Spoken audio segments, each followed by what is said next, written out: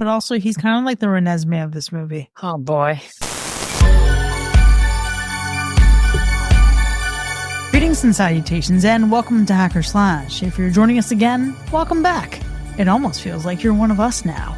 If this is your first time listening, welcome to the party. We are a horror movie review podcast dedicated to telling you whether a movie is a hack, a total joke, a waste of time, or a slash. Totally killer, pun intended. We believe horror is for everyone, and as such, we're rating these movies with the perspective we've gained from our varying walks of life and the flavors of fear we fancy most. My name is Chris. I'm your friendly neighborhood slasher enthusiast. This week I'm joined by the classic horror connoisseur, Sean. It's finger looking good. And the paranormal paramour, Binks. Boy, you people sure stay up late. This week we're strapping on our spurs and heading out west for an 80s vampire flick. And if you support the show, you'll also get to hear our B-side at the end of this episode where we talk about all the dumb shit vampires would do in 2025. More than 20 years before director Catherine Bigelow won Academy Awards, she set out to make a Western. But with little interest from financiers, she and screenwriter Eric Red decided to fuse their idea with something more in demand. In 1987, they brought something different to the vampire renaissance of the 1980s. Not fangs or castles, but backroads, bar fights, and the dust of the American frontier. They reimagined the American vampire myth through a gritty lens by drawing from genre influences like biker films and outlaw stories. What emerged was a film that pulled actors fresh off of Aliens, merged noir with westerns, and explored the blurred lines of familiarity and monstrosity. The story follows a young man who crosses paths with a woman on the edge of town, only to find himself caught in the orbit of her brutal nomadic family. What unfolds is a collision of Western grit and vampire lore, wrapped in themes of identity, survival, and blood ties that stretch beyond the biological. Despite critical praise and a cult following, a remake was scrapped in the late 2000s, thanks in part to Twilight for cornering the market on human vampire romance.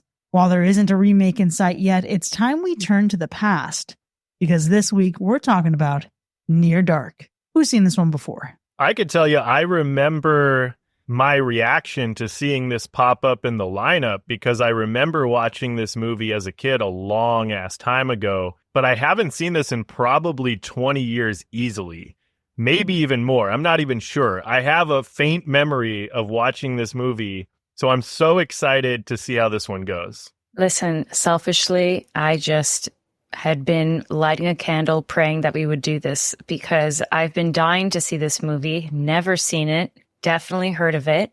And I mean, I guess in fairness, that's okay to say because it seems like this movie is so fucking hard to find, to watch anywhere. It's almost near impossible to do so. Yeah, I hadn't actually heard of this movie before. This movie came into the lineup because Binks and I were trying to look at our spooky preseason and spooky season, and we're just flushing some things out. And I genuinely took a book of horror movies that I have off my shelf, opened to a random page, and there was Near Dark.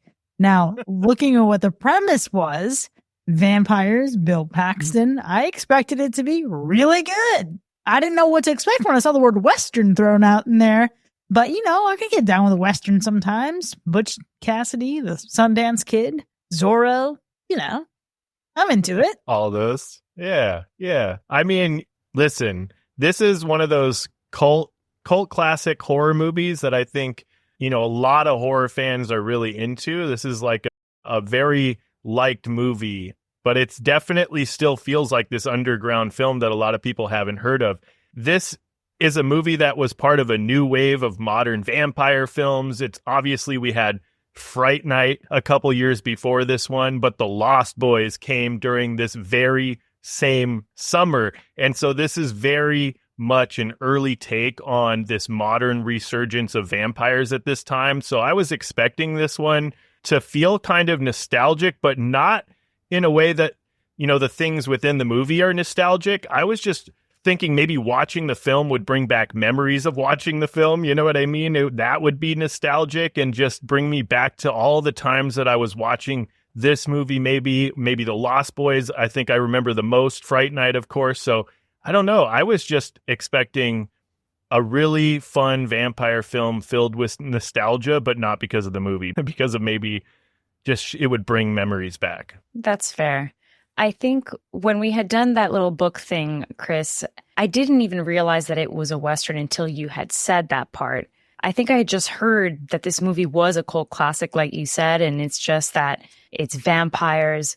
Really, it's the cover. I think that's what stood the test of time for me, and knowing that Bill Paxton's in it. I expected this to be really gory, almost like the intensity, the gore, the grit of a vampire film in the 80s. So I hear you when you say Lost Boys, because I guess at the time, obviously after watching this movie, I can see the connection. But at the time when I had heard it, and then even when we selected the movie, I was like, I didn't really put two and two together that it could even be like that.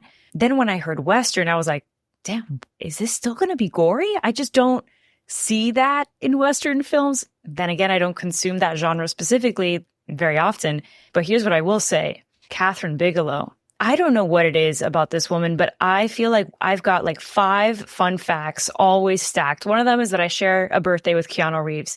But the second one that I always tend to tell people is that Catherine Bigelow was married to James Cameron, okay? And they got divorced in, I think it was like 1999, the late 90s. But the point is that she's the first female director to have ever won an Oscar. And that year in particular, she won against James Cameron for Avatar. So that was a win for women everywhere in more ways than one. Oh, I love that. All I have to say, I expected greatness because obviously that win alone was like, God damn, she did it. So I don't know. I feel like there's got to be a reason, right? The filmography speaks for itself, maybe. Yeah, honestly, truly iconic on her part. Listen, I went into Near Dark hoping to be totally invested, but I found myself checking out pretty early on. And I think it's because the pacing in the first half really just dragged for me, and I didn't feel fully engaged until much later in the movie. And I feel bad saying that, but experiencing this movie, it reminded me of a couple different things, right? It reminded me of Twilight. It reminded me of Lost Boys. And then it also reminded me of A Girl Walks Home Alone at Night, because that's, again, another vampiric Western style. It was an interesting one that we did way back in the day. But despite how much I felt like this movie dragged, the performances, especially from Bill Paxton, helped keep it from being a total watch. And I never really hated what I was watching, but I definitely just didn't love it the way I expected to. Man, I don't know how you cannot have a good time anytime that Bill Paxton is on screen, because Bill Paxton as Severin was pure fucking gold in this movie. Let's face it. Yeah, he was, but let's also be very clear that it goes a while before you even see him, and that shit drags. It's true. That is true. It was kind of slow to build up to the Paxton of it all, but this is also, aside from that, this is also a very dirty, dusty film.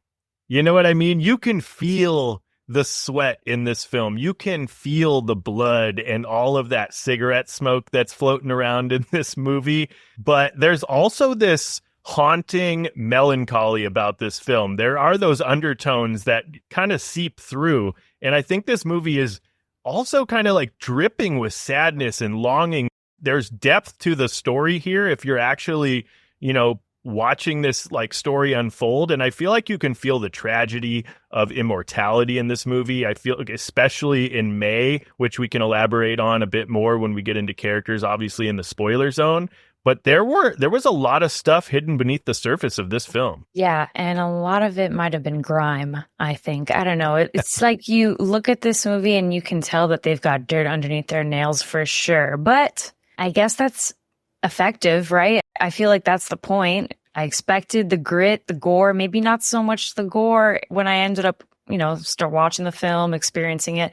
There's some, but it wasn't that. However, I still got like this dirt ambiance like it would be in a Western. So I'll give it to them on that front. I think that expectation was met, most definitely. Yeah. But I agree with you, Chris. I think it's a slow burn. But maybe I'm in a new season of life where I felt like even though it was a slow burn, I wasn't fully disengaged. I was a little curious. I was wanting more Bill Paxton, but I think that's fair when everyone knows this movie probably because of him, and he's just so enigmatic, incredible actor. But I bought into the romance. I thought it was like the chemistry was there. I thought it was really good. And when it gets going, it gets going. And I think overall, like the atmosphere and how vampires work in this world is what kept me wanting to see what happens, what's going to happen next, etc. and like one particular mechanic of vampire lore. How does it actually happen in this world of Near Dark? That's a really interesting take that you got there, especially when you say about how it gets going, because when this movie gets tough, is that right there is a moment that this movie gets going. And I will also say that one thing that really surprised me was how different this movie felt compared to other vampire stories. We talked about the Lost Boys earlier. We talked about Twilight, sure. Those really portray vampires as like seductive creatures. And you think about immortality and the lure of immortality, but this movie walks in a different direction because it's not flashy, it's not seductive. It leans into that dirty, gritty, grimy realism. So many people say that movies have texture. This is a movie that has texture. And also, I don't know why I'm being struck by the reminder of Fievel Goes West. I feel like tumbleweeds should be going in this movie, you know? Sure. But the really cool thing here is that these vampires aren't charming immortals. They're like these drifters on the fringe of society. And I just didn't see that part coming. I appreciated that fresh take, but the biggest disappointment for me, again, was just how slow it moved. It felt like it took forever to get going. And when we got the vampires, then okay, all right, let's see how this is going to play out here. It is very much that parallel of the Lost Boys. So depending on which movie you saw first, maybe you'd have a preference either way. But this was an experience, to say the least. 100%, for sure. And I think it's interesting because, you know, if you haven't watched this movie, if you haven't heard about it, or if you're like me and haven't watched it in over 20 years and don't read anything about it, you're just super hyped to watch something that you vaguely remember, and you just go in and watch it. You know, we've talked about at the beginning of this episode, both of these points actually, but it's definitely surprising when you do get hit with the Western side of it all, right? Because it's not often that you get that Western horror genre blending thing, right? It definitely blends the two genres together.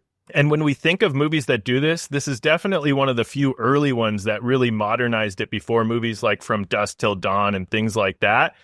But you might be surprised to find that this is not the first of its kind, folks. I mean, you're talking to the classic horror connoisseur here, so I would be remiss if I were not to tell you that one of, if not the earliest known Western horror film, is actually Curse of the Undead from 1959. It's a Western vampire gunslinger tale, and everyone should watch that one at least once. So put that on your list. Really fun movie. But this is, you know, we're not here to talk about that. I just want to let you know that this was not the pioneer right here that we're talking about. Near Dark was not the pioneer. Maybe we should have been talking about that, Sean. We should have spiked that shit into the lineup. Why not? Yeah, I'm sure we'll get it. We'll get it in the lineup one of these days for sure. Yeah. Here I am opening a random page in a book, and Sean's like, well, if I turn to the archives of my memory, I have this, the first Western vampire gunslinger. What the fuck, Sean? If I knew that's what we were going for, you know? Yeah, I mean, I can't say that Binks and I really sat down and said, fuck it, we want cowboy vampires. But now that I know that this is what we can ask for from you, we know that you'll deliver. Yeah, for sure.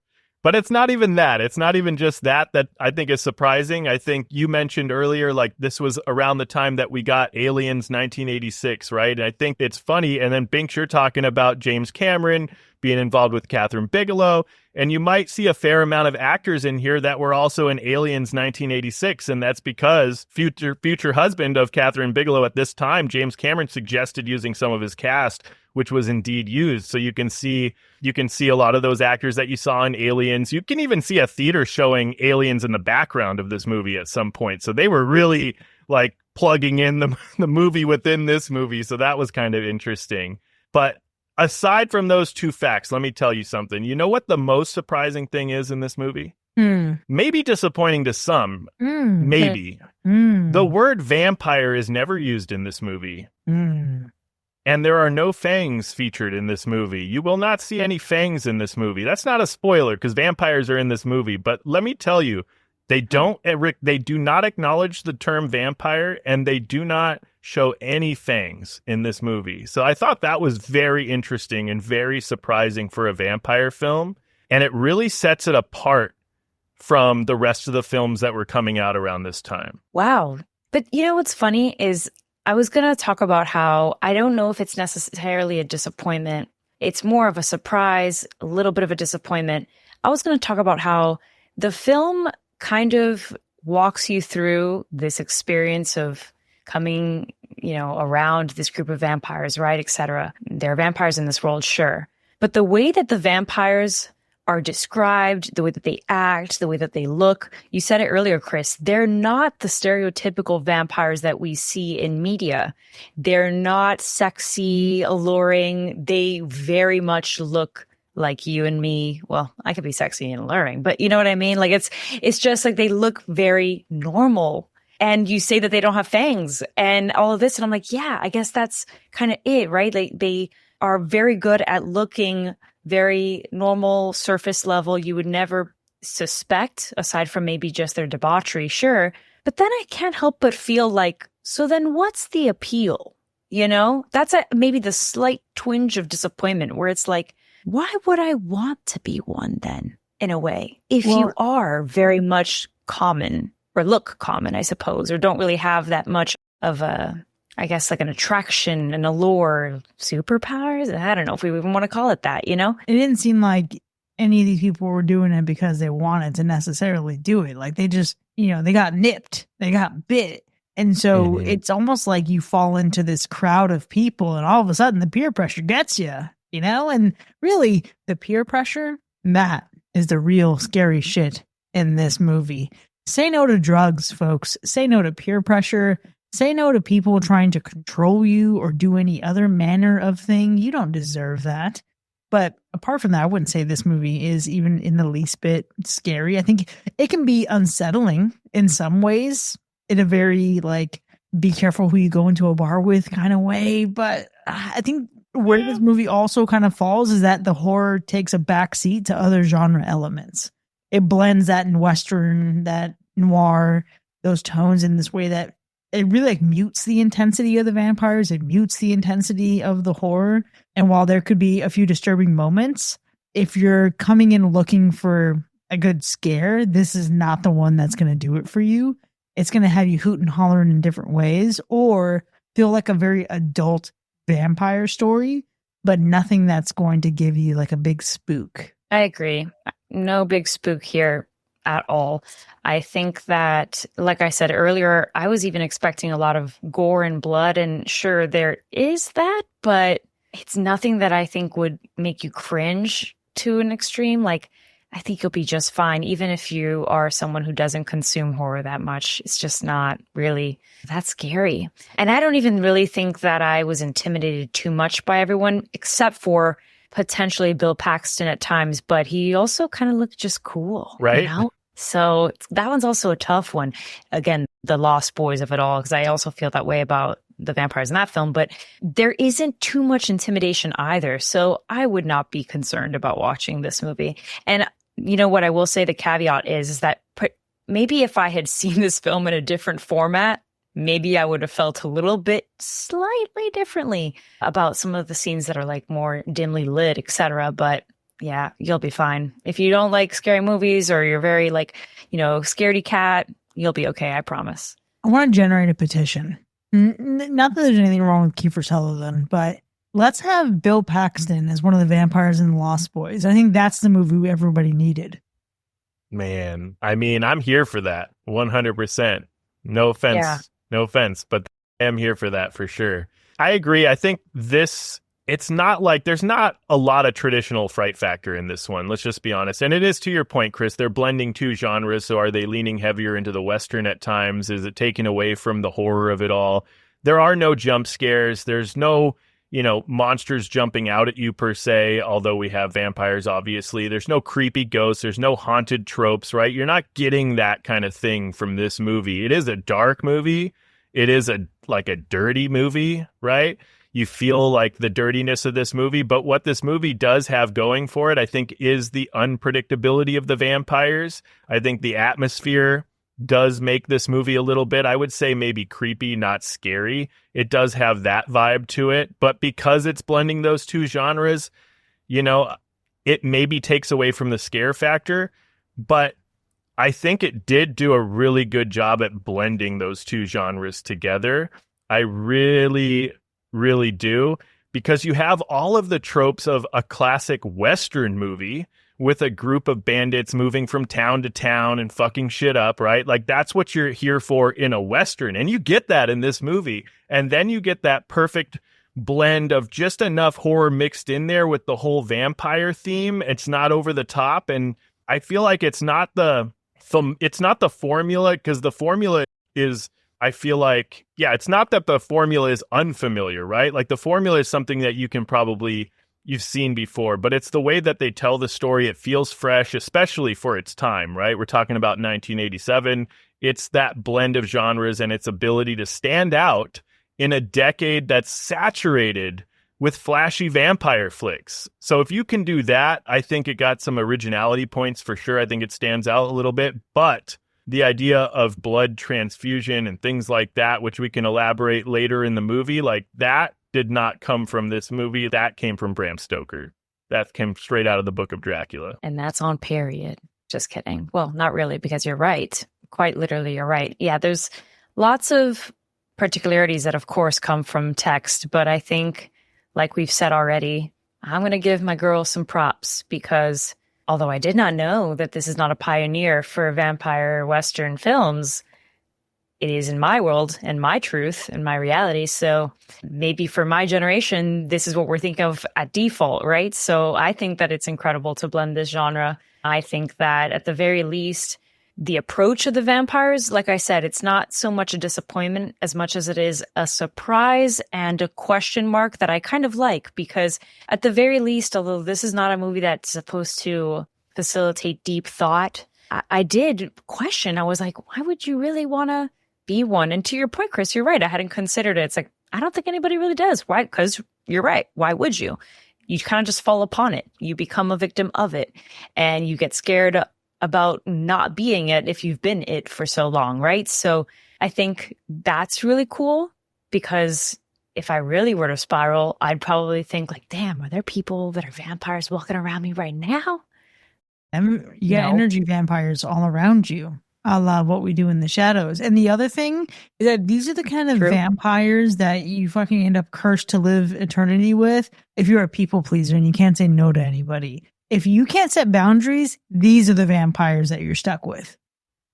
My nightmare. Because, yeah, it's tough. But listen, I do think Near Dark brings something unique to the vampire table. Sean, it's interesting to know that there are movies that predate this that maybe even go a different direction. But what I can appreciate here is the way it strips away glamour and turns characters like these vampires into outcasts. That is interesting to me. We've seen glimpses of it in some other movies and some other vampire franchises, but we've almost seen it like they remove themselves. And, I'm sure these did as well, but these people in particular, and it's interesting that I'm even saying myself, like I'm catching myself saying that they're people. These are people who feel more like blood addicted junkies than classic horror villains. Like this doesn't feel like Dracula. Yeah. This doesn't feel like Fright Night. I'm really running into some trouble here. I see it. Interesting. Damn. Yeah, it's something. But hey, that's neither here nor there. Let's go ahead and start making our way towards our ratings for this one. Now, before we actually score it, Sean, how would you describe the gore score for this vampire flick? I mean, this is not over the top gore, but when the violence erupts in this movie, it's brutal, it's chaotic. I think it's not overly gory by today's standards, but the way the vampires kill, it's up close and personal. It's a little bit sadistic, and it's not just blood and guts that make the gore in this movie. It's also the effects of how the vampires suffer in the sun, the smoking, the blistering, the catching on fire. It's slow, it's painful. And all of this adds to the gore in this movie. But I think overall, when you mix all that together, it's earning itself a solid medium gore score. And what about the animal report? We are completely safe with the exception of a mosquito, but I'm not sure that really counts. Well, let's go ahead and get into our ratings then. Near Dark from 1987. Was it a hack or a slash? I think I was trying to rip the Band-Aid off here for this Western. This movie has a lot going for it. The performances are solid. It's super well directed. We all know that. There's a lot of gritty originality to how it reimagines vampire lore, for sure. but I can't ignore the fact that I spent most of the runtime feeling disengaged. And I kept waiting to be pulled in. I kept waiting to be seduced by these vampires. And it didn't really happen until well past the halfway mark. And emotionally, it didn't connect with me in the way that I hoped it would. If we were on our Western spinoff, Yeehaw or Nah, bro, this would land super on the scale of Nah. Thanks. Don't look so sad about it.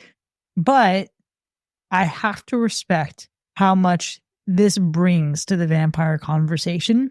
And I'm glad I watched it. It's an important piece of vampire cinema, especially when you're looking at how the genre evolved in the 1980s. I think where I land on this is it's important, but not my cup of tea. I give Near Dark a very light slash because it's a slash in the sense that I respect it and I appreciate its place in the genre, but it's not something I'm going to be reaching for again when I want a great vampire movie.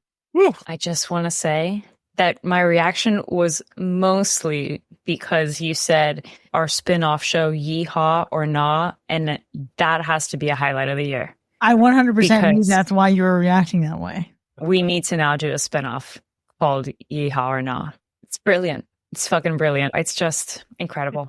Listeners, let us know if you really want the Yeehaw or Nah, because at this point, I will actually start watching Western films. That was too good. I feel you, Chris, because I think that if this caught me in any other particular mood, I wouldn't have been as passive and like okay with the pacing of this film. I think that because I was actually really bought into the chemistry of our two main leads, that I was like, okay, I just kind of want to see where this goes with them. I actually really liked Caleb, who's our main actor. Well, I love the actor from Heroes, that's aside, but like I love the character.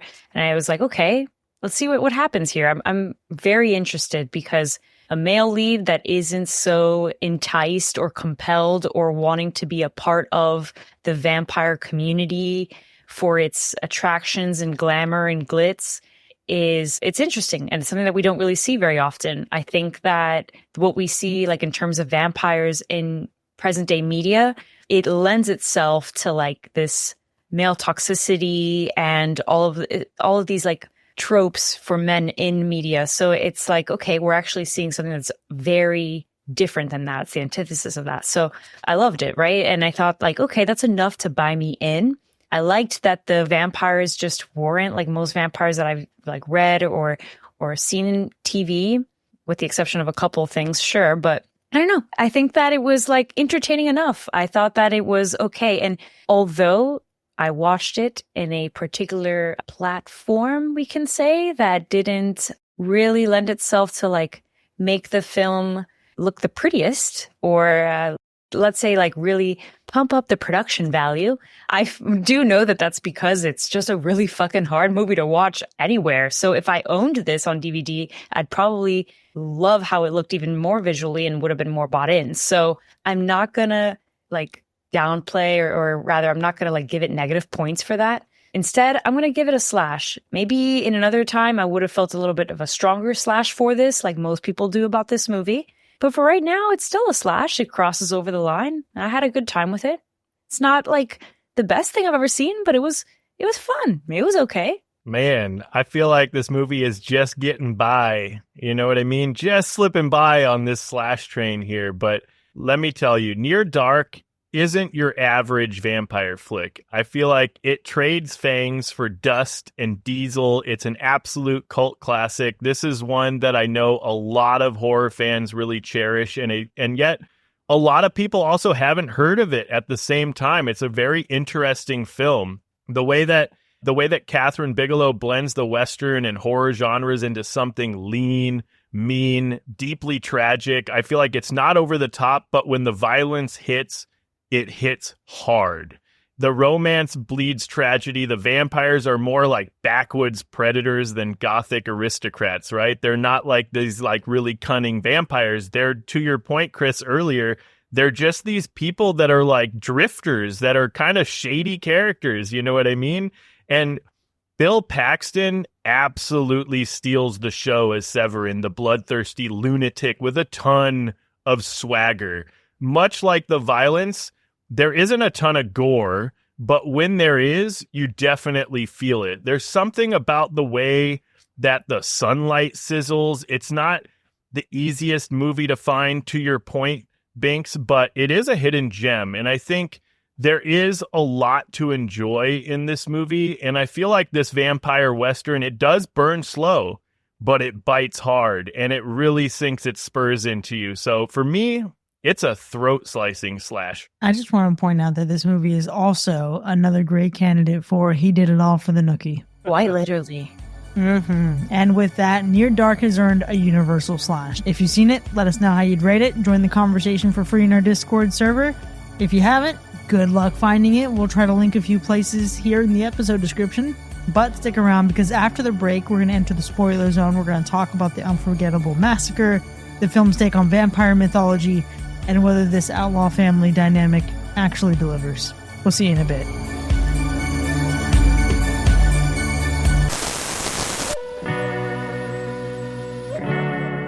Well, howdy there, partner.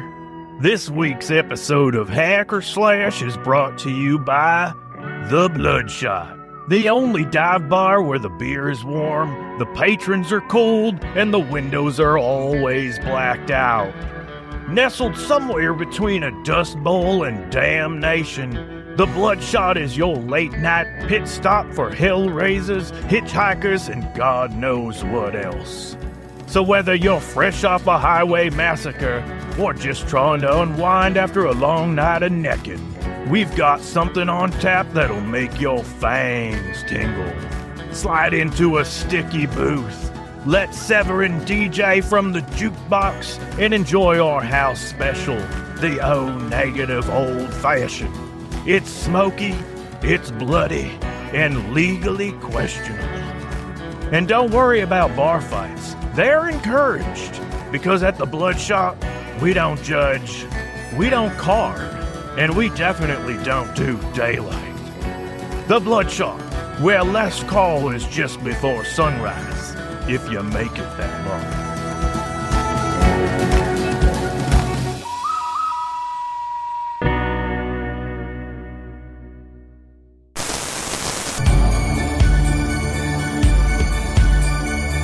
Welcome back, folks. You are now entering the spoiler zone for Near Dark from 1987, which has earned a universal slash. Now, we have a lot to unpack here, but before we get into the wild, wild west of this movie, let's go through those kills. Well, there's a solid 12 on-screen kills in this movie. That's pretty good. That's pretty good. Even more if you think of all the implied kills and that mention of 300 some odd people that were killed in the Great Chicago Fire that was somehow started by Jesse and Severin back in 1971. I guess they're taking credit for that one. But we aren't counting that off-screen shit tonight, because we're talking about the 12 that we do see on screen. And I can't wait to talk about them, so I gotta ask, which one of these kills gave you a taste for blood? Well, drum roll. Let's see if Chris and I have the same favorite kill. Would you like to go ahead? Was it the fuck that kid kill? Of course it was. Go ahead. Wow. Listen, Homer, what a little punk. Back on track. The fact that this kid was about to pick up this man's little sister, although who am I to talk, because it is Edward and Bella, just with a difference in the age, right? They're like 7 instead of fucking 17. I was so glad to see that with his almost like this youthful mindset where you think you're just invincible. What happens when someone who's near invincible also thinks they're invincible? He gets out of the car and then combusts and then just explodes. Hell yeah. Love that. So glad he got it. Absolutely. I think it was also my favorite kill because, again, I watched this on a format that wasn't necessarily the greatest. However, that being said, that scene in particular was probably one of the coolest and prettiest things I've seen in a bit. So yeah, my feelings aside about Homer, because fuck that kid, that was like a really beautiful kill. Mm-hmm. Yeah. Oh yeah. I mean, it is. I feel like the fact that he was chasing little Sarah right into the sunlight, the slow, painful death as he slowly burns and he bursts into flames. I mean, it's tragically showing that he may be this child in appearance, but he is ancient and fucking bitter inside, and his rage and desperation, I feel like make it clear that he would rather fucking burn than be denied control and take this fucking girl for himself. Yeah. No thanks, bro. So glad you expired. Definitely. Man. Second pick, I suppose, would be the bartender when he just like gets that boot right in the throat. That was a doozy. But that, you know what it is actually, let's be honest, is like all the kills by Severin were like real hot, you know? Maybe it's that. Yeah. Listen, that bar massacre was so great. -1. And it's not even that the kill itself was bad, but I just want to get there in a second. But that whole sequence, right? It's full of tension. It's full of style. It brought energy. This was the point in the movie where I was like, okay, we're starting to get somewhere and I'm kind of into the direction that we're going. But the part that really just like fucked me up, we had the waitress kill. Yeah. And there wasn't enough of a reaction to the fact that she just got her fucking throat slit and her blood poured into a glass. Like, I know that these guys in this bar have seen some shit, but there just wasn't enough of a reaction. And then you've got Jesse delivering this iconic line. I'm sorry. If I was in a bar trapped with Jesse, who in my mind is another alternate universe version of Jasper, if Jasper had chosen a different life instead of the one he found with Alice in Twilight, he would have ended up being Jesse because they both fought for the South. He says, just a couple minutes of your time, about the same duration as the rest of your life. And then everything goes completely off the fucking rails. Holy shit, what a scene. It is a really great scene. The whole bar massacre scene, that whole ensemble of kills was really great. And, you know, the kills in this movie, they're not really about that flashy horror spectacle, right? Like, they're brutal, they're personal. It's not even so much the act of killing, but how these vampires kill that I feel like leaves a lasting impression on you. Because obviously the bar massacre as a whole was great for kills in this movie, from the throat being cut with a spur to the waitress getting killed with the throat slashing and like drained her blood into that cup for them to share. The whole thing was tense. It was sadistic. It's also darkly theatrical. It did a number for the kills in this movie. But also, I want to highlight Severin's death as well, because, you know, much like Homer not wanting to fucking like give up what he really wanted and was willing to die for it, Severin was just like, fuck you to the end. Like, he was literally on fire. The fucking truck blows up. He's crawling out of the flames like he's still gonna fucking do something before he fucking blows up. So, like, at least that guy went out like a G. He fucking did something. And actually, I want to zero in on something here, because you're mentioning this fire, you're mentioning the explosion, and I really just want to give it out for one of the things that stood out really significantly to me in this movie, and that was the practical effects. That was also specifically just like how we got into the fire. Sean, you mentioned earlier about how this movie sizzles. Man, if ever there was a movie to have a sizzle reel, it would be this one specifically, because we get the daylight scenes. We see their skin just like crispy. It is crispy and crunchy. It feels like I have burned things in an oven. And just to see how they're fucking impacted by the sun, usually we get something that's like more like a red burn or like a sizzle, or just like immediate flames that feel super dramatic. But we get a while even where Caleb is just smoking underneath a jacket. And I just loved that amount of impact, or like the interaction with daylight, especially in one specific scene. And it's not my favorite scene, and we'll get there in a bit, but when we have like this shootout, this classic Western shootout, and then we have bullet holes going everywhere, and now the vampires are in there having to evade little rays of sunlight. It's just too good.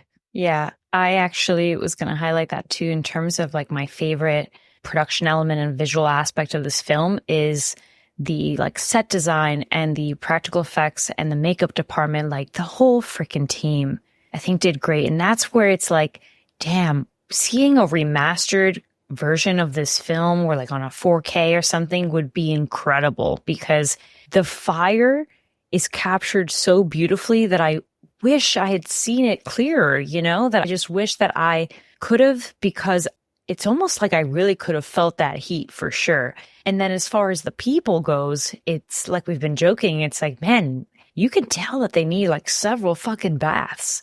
They're just grimy.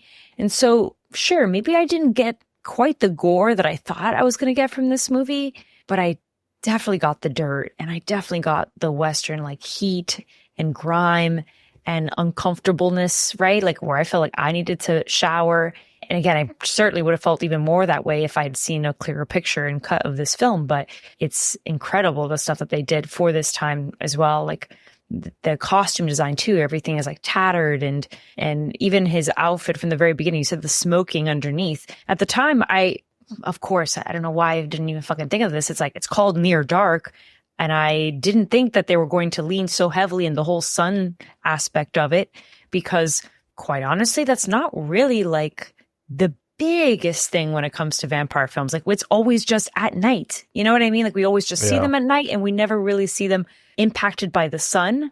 I think like we see some of that in more modern day, like right now, like Sinners, like that film, right? But it's like, in this particular aspect, you feel a lot of the daylight in a vampire film where we're so used to only experiencing them at night. So I thought that was like a really good cinematography choice as well. Yeah, it's always there, right? Like the whole like can't be in the daylight thing is always there, but it's not always the thing that they're worried about. Right? We're used to seeing like, wooden stakes or crosses and those usual tropes. And they really kind of turn that upside down in this movie, because you can even see on one of, I think it's Jesse's guns, has a cross on the handle, and he's just gunslinging that shit. So like, you know what I mean? Like it really kind of shows you that none of that typical stuff is really where it's at. It's really the sunlight that they're worried about. And this movie has a lot going on visually for sure. There is that grittiness due to how dusty and dirty this movie really does feel.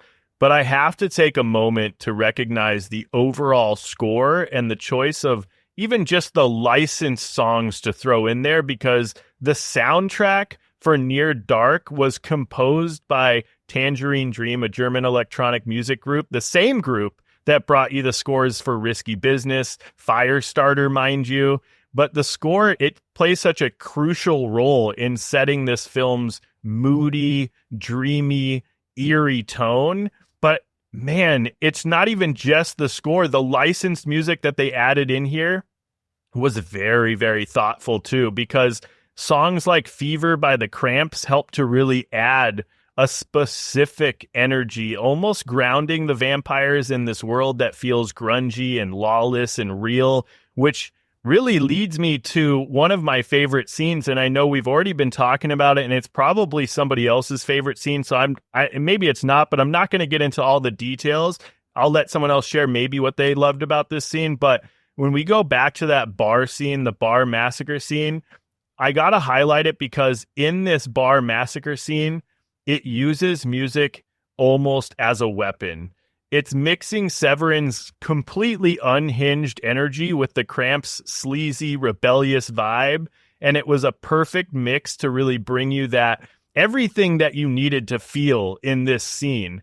It was just a really great pairing.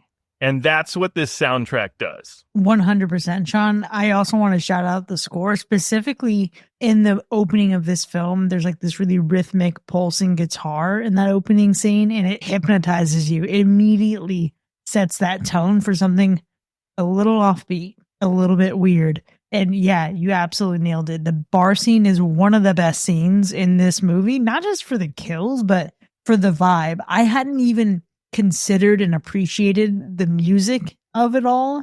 It was just the energy and the chaos that really got to me, because it's tense, it's gritty. It feels finally like the movie was fully leaning into its horror side.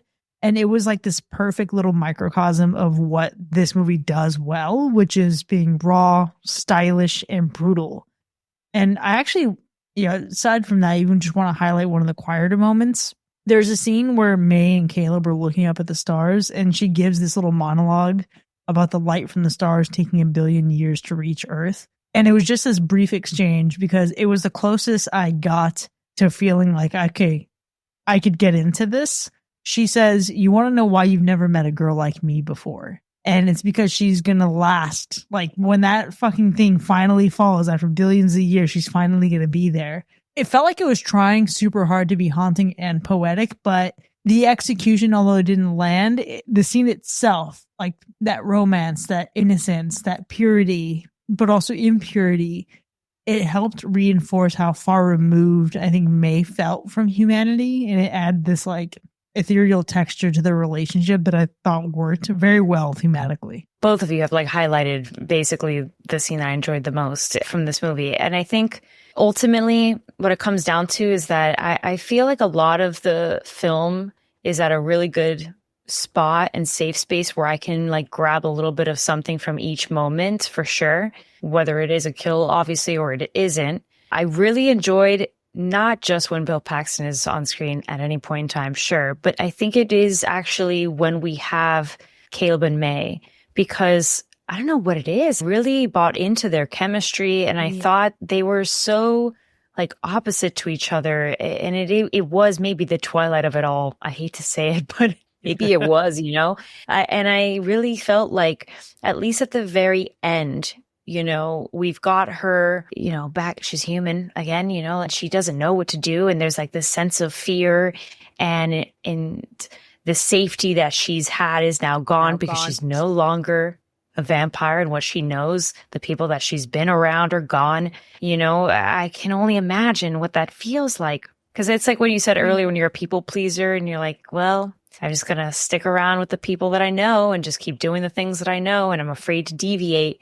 But when you find someone that like makes you feel safe enough to kind of do that, and you just, whether you've made that conscious choice for yourself or not, you stumble upon it, you're now in a situation where you're no longer like latched on to those people. It's freeing to maybe the exterior, but it's going to take a while, I would imagine, in May's case, like for her to get there. So I think at the very end, when they're in the embrace and he's just like consoling her and there's that comfort, it feels like a nice conclusion to them in a way. I really liked that ending and that piece. I thought that at the very least their character arc was like really like a little bow on top. I thought it was sweet. Any moment with the two of them was very sweet, but in that, whether it was like the bar scene or whatever, and I guess like that whole chaos would unfold shortly thereafter. But at the very least, at the very end, I was like, dang, together forever. You know, okay. I think my problem is they U-hauled and I didn't believe their romance after one night. Motherfucker, I've never U-hauled in my life. So let's be clear. Don't point the finger at me because I'm the lesbian. It was love at first bite, you know? Yeah, love at first bite, love at first nip, love at first sight. It's just, nah. I wasn't buying them completely romantically. Like they had a very sweet moment, but the reason why I love that moment was because of like, okay, this is the excitement of meeting someone new that you're really into. And then there was a very cryptic line in here that points directly towards her immortality, and he's just unfazed. But I liked both of them. I think they were hot. I don't think they actually had chemistry. Yeah. It was an interesting dynamic for sure. But can I tell you another scene that I really enjoyed? And this one is a little more subtle, but it's the scene where Jesse is trying to check into the motel and it's almost daylight. The sun is literally on the rise and time is running out. And the motel clerk he goes to give Jesse the keys to the room, and you can see that his hand is literally in the crosshairs of the sunlight. And somehow, you know, like Jesse has to go get those keys. So he has to cover his hand to grab it from him. And it's just such a great scene because, I mean, and that's what this movie really is, right? It's just full of little subtleties like that, clever ways of depicting the fear of sunlight and shit like that. It was just a clever scene. I don't know if that stood out to anyone. It was just such a clever scene and a really nice, witty way to like kind of showcase the fear of the sunlight. The motel scene was super good overall. I especially loved the chaos when Sarah opens the door and then all of them are just getting crispy fried. But man, when I pull up the movie and I was looking up just images from the movie when I was like, getting ready for the episode, before watching it, there's like this scene or like a still of Jesse in a car covered in a blanket. And I'm like, what is this crusty old dude? What could this possibly be? And now to finally know why that is, I'm like, oh, I get it. Also, way out of context. yeah, way out of context. Way out of context. Also, them living van life with blacking out the van windows, they're living my dream. They're absolutely living my dream. Van life. I mean, they really set the standard for van life. You know what I mean? Pioneers of van life. Truly. Honestly, if we thought of them in modern day and they were like on HGTV with one of those like really modern vans, like I'd be jelly. I think that they would have the time of their life and it would So be funny. souped the fuck up for sure. So funny. So funny. But yeah, the van life is hilarious for sure. I gotta say though, even back to the sunlight, right? I really liked the way they used the daylight in this movie. I feel like it serves as the ultimate weapon, and the characters really help to prove that in the way that they're like deathly afraid of it. So like, it's not just that they can't stand it, right? Like it's how they like desperately work to get to safety, and especially loved how like they used that RV as their moving coffin, Chris. Like that was pretty dope. But like it's just like it's showcasing how they're like getting, you know, near dawn, not near dark, right? They literally, and that's probably what this movie should have fucking been called, is near Until fucking dawn. Or until dawn, you know what I mean? Because the whole movie is about fucking escaping sunrise. But Twilight. yeah, but it's the RV, it's how they're, or the car, whatever they're in, their daylight's coming, they're blacking out the windows, or they're running across a field to beat the sunrise and all this crazy shit. It was such a cool way to kind of depict sunlight as not only a weapon, but as its own character in the movie in a way, right? Like it was the antagonist to the antagonist. Sean, you're talking about daylight, and let me tell you what just popped into my brain. Sometimes when we're watching these movies and doing these episodes, I think, wow, this movie would be such a great music video for a specific song. This movie would work really well as a music video for Daylight by Maroon 5. Oh my God. Because when the daylight comes, I have to go. But tonight I'm going to hold you so close. Ooh, wah, oh. That song could have fit into this movie. It absolutely could have. Okay, I need to do a cut. I'm going to go on YouTube. I'm going to rip a scene pack. I'm going to get that song. I'll see y'all on TikTok in a few days. And then what you do is you post it on YouTube, advertising it as the full length of the movie, and then we go to play it, and then it's just a fucking mashup music video that Chris made, and she's just trolling us. Yeah. Then I get a copyright strike on YouTube from Maroon 5 and Adam Levine and this movie. Oh, for sure. I can see it now. The biggest troll of 2025. You're going to get rickrolled, but it's going to be Daylight. Oh my God. It's going to be Daylight. Insanity. It's going to be, what's the exact runtime of this movie? I'm going to loop that song with these clips that many times. Oh boy. Ridiculous. That's a lot. Yeah, but you know what else is ridiculous? Some of the characters in this movie. Listen, the performances, they're strong across the board, but we talked about Severin. He's a clear standout, but he's also completely unhinged. He's still somehow like crazy in a way that feels grounded in that movie's like super grimy world. Like he has this unpredictability. He's violent. He's weirdly fun to watch. But some of the other ones, I don't know. They all had personality. They had their little things, right? Like obviously Severin, you know, can do no wrong in this movie. I feel like he is the perfect vampire in this movie, right? Like that's what you're expecting when you see a vampire film. You don't really get it until you see him, but everyone has their personality, right? Like I think it's really interesting, the dynamic of these characters, because some of the characters don't really stand out in the way that you might expect. It's actually something that maybe if you're paying attention to the dialogue and things like that, you may pick up little snippets that make you think a little bit deeper about these characters, right? But like, obviously they talk about Homer, and they talk about Homer being like the old man in the kid's body, which kind of like you can kind of dismiss, right? They call him the old man, but I honestly think that he's probably the oldest vampire in this group. Maybe just the name alone leads you to believe this, because who the fuck is named Homer anymore? This motherfucker could go all the way back to Roman times for all the fuck we know. And I feel like it's just that subtle addition to the depth of this story and this movie.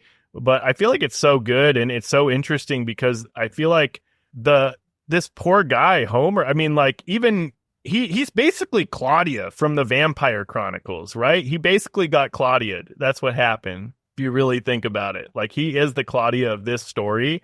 And it makes you, like, when you talk about like towards the end when he dies, we think of like, oh man, what an asshole. He's so like, he's just like, I gotta have this little girl, you know what I mean? But when you also think about it, there's got to be like one little snippet about you that's like, wow, this is really tragic, because he is just a kid when he turned, and he's been this kid for like hundreds and hundreds of years probably, and like he doesn't know he's grown up, but he's stuck in this kid's body just like Claudia. It adds this different layer to the story. Maybe he probably just wanted to have someone that would relate to him 100 years from now, and that's kind of sad.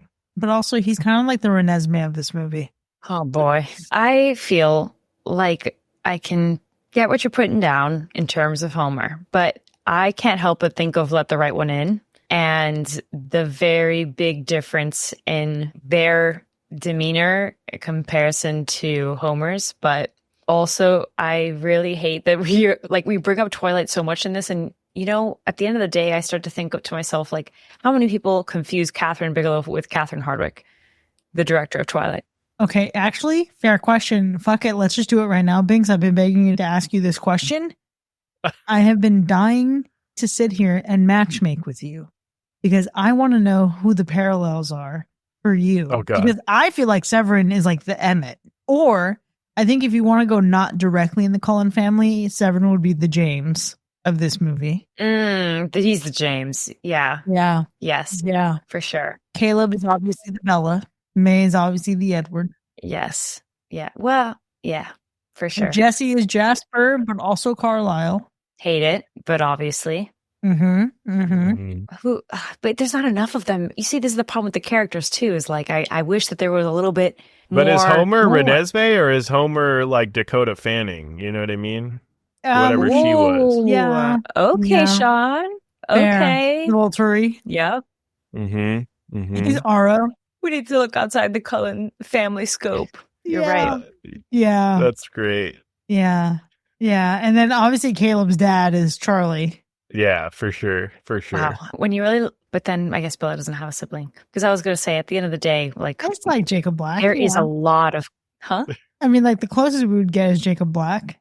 Yeah, kind of. That's a little weird. It is. It is. Don't think too hard about it. Okay. Got it. But we just, won't. okay, so Jesse's girl would be either Esme or Alice, or just a consolidation. I think that's what it is. I think those two are like the consolidation of Carlisle, Esme, Jasper, Alice put together. You know, I can see exactly why they were like, nah, we're not remaking this fucking movie because we already made this movie. Yeah. Yeah. We already made it. Yeah. It's all Stephanie Meyer's fault, quite frankly. If Twilight hadn't happened, if 9/11 hadn't happened. I was just going to say that. I was like, wait a minute. We're about to be like, if 9/11 didn't happen. Ridiculous. If 9/11 didn't happen, we would have had a Near Dark reboot in the early 2000s. So, come on. With Wild. this cult following for this movie, where's the uproar? I'm just saying. Crazy. I mean, aside from all this stuff, though, I also think there's a really funny story, or not even funny. There's just a great story behind Jesse's character, because Jesse's character, the way he prepared for this role, right? Like, he created his backstory of being in the Civil War as a Confederate soldier. Story has it, he painted his hair black with tar and put on these fake nails or whatever, and just went around town like that in full character. Just went around town. Apparently he scared a poor waitress at a Denny's. He picked up a hitchhiker that was like twice his size, who also got freaked out and asked to get let out of the car at some point. Like, story has it, like, that's the rumor of like where this guy like got into character and how he like really invented himself for this movie. So man, Jesse as a character, it goes deep. It goes deep. Yeah. I mean, we could have women. fought for the other side, but I get it. Jesse kind of sucks. Well, yeah, listen, you know, we're not talking about We're not talking about that, but the fact that he decided, I mean, I guess he's maybe thinking he's in the South, you know what I mean? So he's like, I'm old. I got to fucking play the part, you know? Yeah, I suppose. Caleb does have this interesting arc, though, because we often see people who get enamored and, dazzled by the vampire lifestyle. And he's actually thrust into this violent world, but he also refuses to become a part of it, even though he goes along with it for 90% of the movie. I mean, I do like that he eventually, stands on business. He holds his own. He doesn't give in, even when the movie seems like it's just building towards that inevitable ending. I wish I connected more with him emotionally. I think he came around on me on the end, but May also had these moments of being compelling. I appreciate when she tried to really hold on to her humanity, but the character felt a little inconsistent. This is one of the parts that really bothered me. She says she can't remember the sun because it's been so long. It's only been 4 years. Girl, really? It's the sun. It's 4 years. You just saw the sun. You've been in the sun this whole fucking time. Wow, yeah, that's true. That's true. I mean, their dynamic in a relationship was interesting too. I mean, Caleb, obviously, to your point, fighting the curse, if you will, for the most part, he never really fully accepted it. So that was an interesting dynamic. But yeah, the relationship he had with May, I think, was giving mixed signals. I think there was some romance in there for sure. But I also think there were parts where it felt like this mother-son vibe. It was kind of hard to tell at times. It felt like a lot of things. It felt like he was a pet. It felt like she didn't know how to take control of her own life, so she took control of someone else's. Nothing about their relationship feels super healthy. I'm glad that they got a cure. They're going to go on with their lives. Guarantee you if they get married, they're going to end up resenting each other. And maybe this says a lot about me and might need to go back to therapy because I was like, they're cutie. I'll take it. They're attractive people, but hurt people hurt people. They need help. Okay, that's without a doubt, of course. They're fucking vampires. Or, well, one of them was temporarily. That enough is already going to traumatize you for life. Most certainly. I can't imagine being a vampire for 4 years, much less the others for years and years and years. The whole thing is very weird.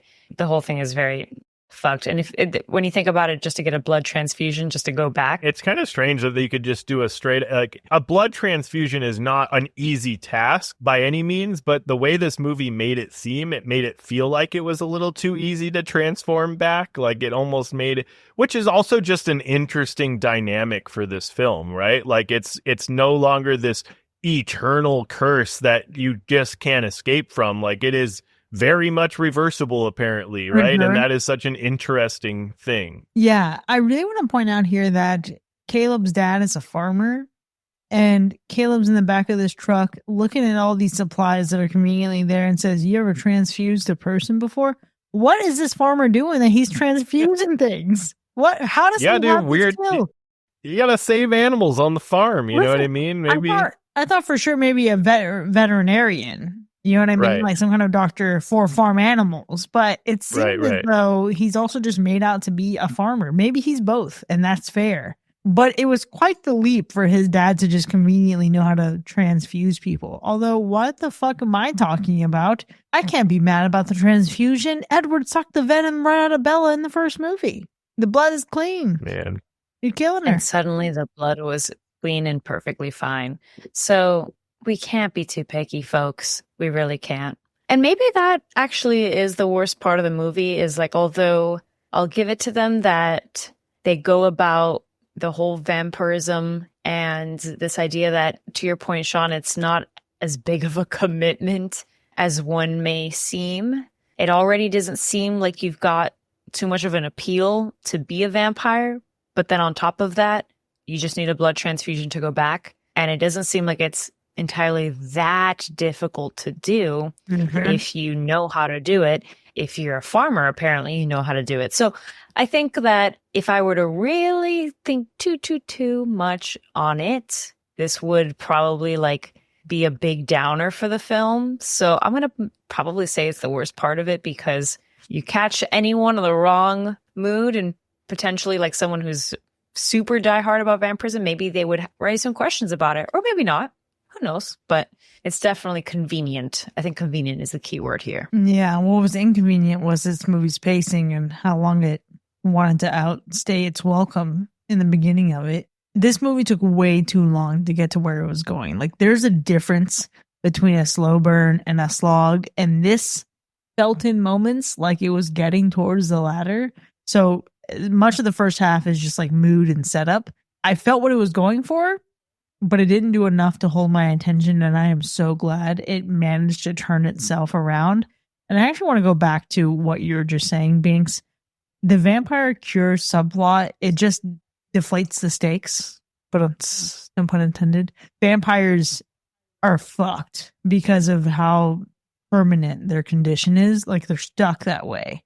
So that quick fix transfusion just guts the weight, it guts the consequence, and it makes the resolution feel way too clean.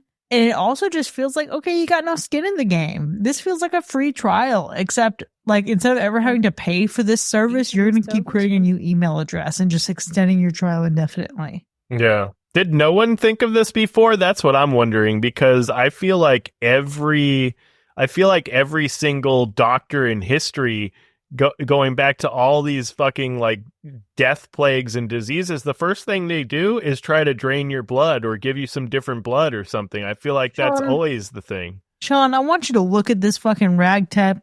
I want you to look at this ragtag group of vampires and tell me if you think any of them were smart enough to try a transfusion. I don't think any of them wanted to try a transfusion. I don't think any of them know how to read. Yeah. I'm dead. That's crazy. Well, but hold on, because if they fought in the war, like, wasn't that, to your point, Sean, like, weren't they just doing blood transfusions left and right in terms of just like casualties of war at the very least? I just feel like, yeah, no one knows a fucking doctor that would think to do a blood transfusion. That seems odd. But then again, maybe there's also an element to like complacency of being okay with just being in the state that they're in. At some point, you just kind of don't bother to even try to go back to being a human, right? Yeah. I mean, very true. I feel like, the worst part of the movie, it could be the slow burn aspect of the first half of the film. It could be the cure that they gave us that we may not have needed in this movie. It could be all that. It could even be the title that we were talking about, right? Near Dark. Cool title, but really how the movie plays out, it definitely should have been called Near Dawn for sure. But listen, it's hard to come up with a worst part. It's a lot easier to come up with the best part. And can I tell you one of my favorite parts of this movie? Go on. I just want to highlight the dedication that they had in this movie. The dedication that they had making this film all the way down to the smallest details, because there is a scene, and Binks, you made a comment about it in the animal report. There is a scene where a mosquito bites Caleb, which does signify the start of his transformation into a vampire, which is kind of funny. But it's the fucking mosquito, man, because they actually incubated and grew their own real mosquito for this film to ensure that they could capture it without the risk of contamination. Wow. What? That is dedication to the craft. Okay. So they grew their own mosquito just to kill it. I mean, essentially, yeah, they did. That's incredibly fucked up. It sucks for the mosquito, but like, listen. Did they name it? Did the mosquito have a name? Do I need to go back and change my animal report? I don't know. To like really give it some more, like credit? That's crazy. Oh, man, I don't know, but it's really crazy to think that they incubated this mosquito. Really strange. How do you incubate one single mosquito? I don't know. Maybe they had to do more, and maybe some of those were floating around out there, but I have no idea. Pretty wild. The mosquito was plucked from its family? There we go. Test tube babies. That's it. Wow. That's it. It's the horror movie within the horror movie. This is the actual fright factor. Listen, look, I mean, that is dedication, Sean. You were absolutely right. And I wasn't planning on rewatching this movie, but now I'm still not going to rewatch the movie, but I'm going to remember it. I'm going to remember it as the movie that incubated a mosquito just to not contaminate its talent. Oh, listen, okay, I'm glad I watched this movie. It's clearly influential. It does unique things with the genre, but it's just not my flavor of vampire. It's essential. For vampire fans, I think you owe it to yourself to watch this and see what's out there, see the other side of the Lost Boys, especially if you're interested in how horror tends to blend with other genres like westerns or noir. But this is not a casual rewatch. It's not something I recommend to someone unless they're already really into vampires or looking to fill in a gap. This is like a very specific kind of movie. If that tone works for you, you're probably going to love it. But if it does not, it's going to be a hard sell. And don't say I didn't warn you. Yeah, I will say that I am down to rewatch this movie, but God, I really do hope that when I do rewatch it, it's in an actual fucking DVD at the very least, or maybe a screening at a local theater for an anniversary at some point, or something else, something that wasn't in the way that I watched this movie. Please, for God's sakes, because I think I would have maybe liked the movie a little bit more. Maybe I would have appreciated more. Maybe not. Maybe I would have been like, wow, you know what? This pacing really is garbage. Whatever. The point is that I kind of want to give it another try, but certainly not in the way that I watched it this time. Yeah, that's fair. I feel like if you're going to go out and watch this movie, try to find the best version of this movie. Try to get it on DVD if you can. You know what I mean? It's hard to find streaming. So you got to find a good quality version of this film because it does add to the visual aspect of the film. I think for me, it's definitely worth a rewatch. I'm actually super glad that I rewatched this one because it had been so long and I didn't remember a lot of this movie. And I have a feeling I would watch this when I'm scratching that vampire itch and maybe looking for something a little unconventional. You know what I mean? I think it's definitely one that I would definitely see myself watching again. Well, I can't wait to see how this goes when y'all rewatch it. But for now, there you have it, folks. Near Dawn. Nope. Near Dark has earned you see? A universal slash. Yeah, Sean, you really said it enough times that it got in my brain. We certainly had a robust discussion here. We've talked a lot of shit, but it doesn't end here by any means. Not at all. If you want to join this coven of gunslinging vampires from the Wild West, consider supporting the show and visiting patreon.com/hacker/. This is where you can enjoy even more of the show, including bonus content with early access, extended episodes with our B-sides, movie nominations, and live shows. And if you loved listening to us review Twilight, Near Dark, leave us a 5-star review wherever you get your podcasts. This helps us to continue to deliver great content for all you horror fiends out there. We'll see you next time, folks. And remember, the night has its price. It's time to pay the fiddler.